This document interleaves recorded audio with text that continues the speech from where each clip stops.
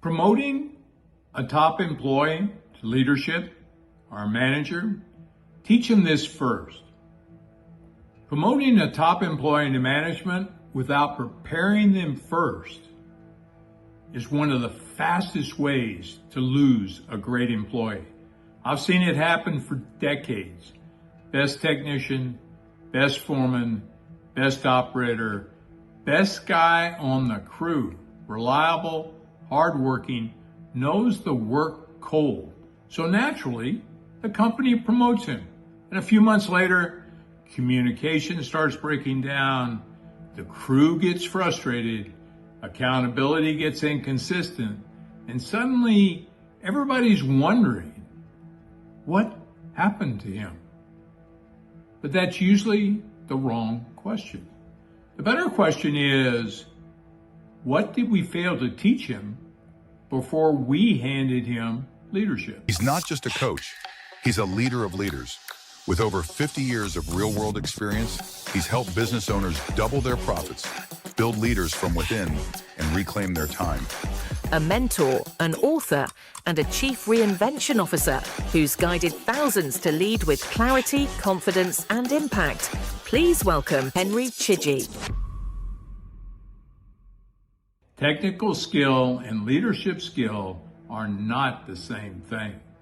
And confusing the two is very expensive, not just financially, emotionally, operationally, culturally. Because when you promote somebody before they're ready to lead people, you don't just risk performance.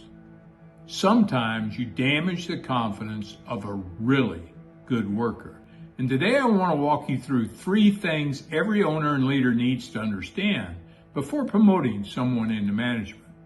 Because leadership is not something people magically figure out after getting the title. It has to be developed.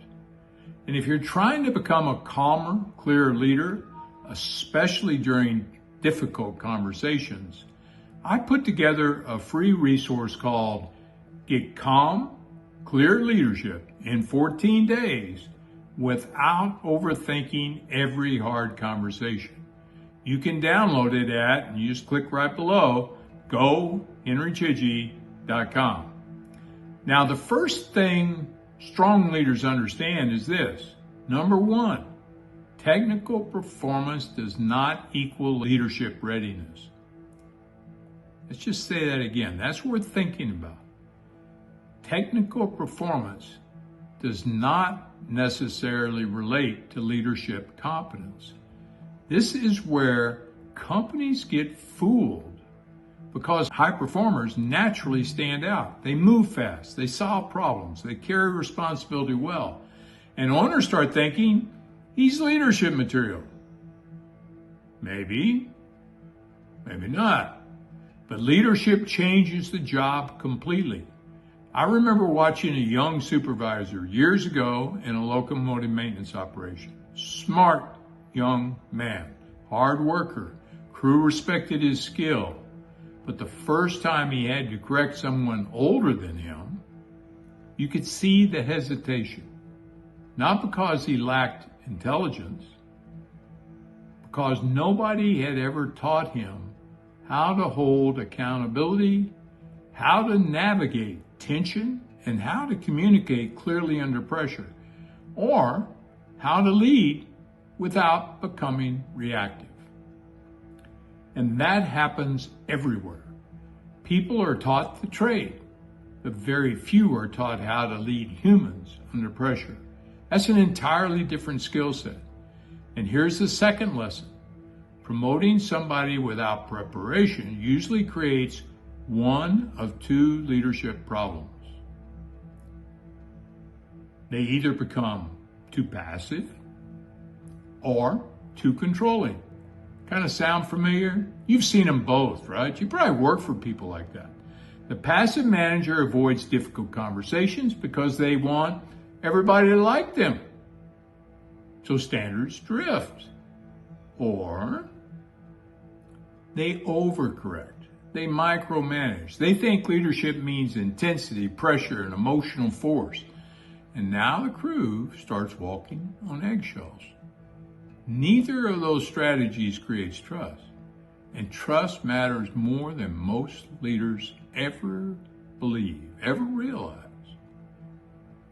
because crews do not perform their best around emotional instability. They perform best around clarity, steady leadership, clear standards, consistent accountability. That's why I say calm is not soft. Calm is discipline, especially under pressure, because the moment pressure hits, the entire crew starts watching the leader. And if the leader becomes emotional every time something goes wrong, eventually the crew stops focusing on the work. They start focusing on the reaction. That's not leadership. That's survival mode. Now, before I go further, if you know your supervisors need stronger communication, calmer accountability, and clearer leadership systems, download the free guide I told you about before, go.henrychidgey.com, because most leaders were never taught this stuff properly. Now, here's the third lesson. Great companies coach leadership before the promotion happens. This is where mature leadership cultures separate themselves from reactive ones. Strong businesses don't just hand somebody a title and hope things work out. They develop readiness. They test the readiness. They watch for leadership behaviors before leadership authority is ever assigned. Can this person communicate clearly? Can they stay steady under pressure? Can they hold standards respectfully? Can they create accountability without creating fear? Can they think beyond themselves? Because leadership is not about control. It's about influence. It's about stewardship. It's about creating clarity for other people. And honestly, some of the best workers never ever become great leaders. And that's okay. Those are different gifts. But when somebody does have leadership potential, it should be developed intentionally. I encourage you to do that. You coach it. You strengthen it. You prepare them for it. They're not dumped into pressure and expected a magical figure-it-out way. That's not leadership development. That's exposure. You could call it, in best of terms, experience, but it's not necessary to get it like that.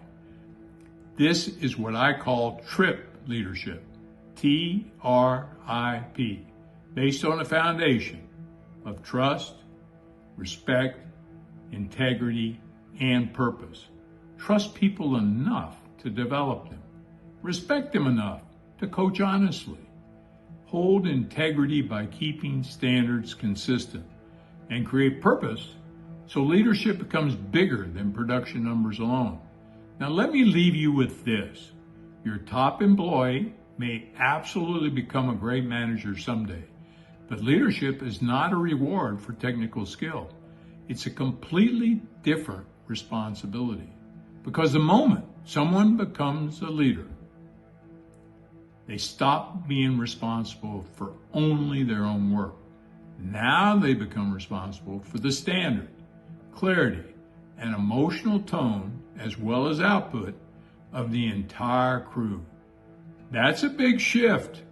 So before you promote somebody into management, ask yourself, have we actually prepared this person to lead? Are we just hoping they'll figure it out? Because promoting without preparing doesn't build leaders. It breaks good workers.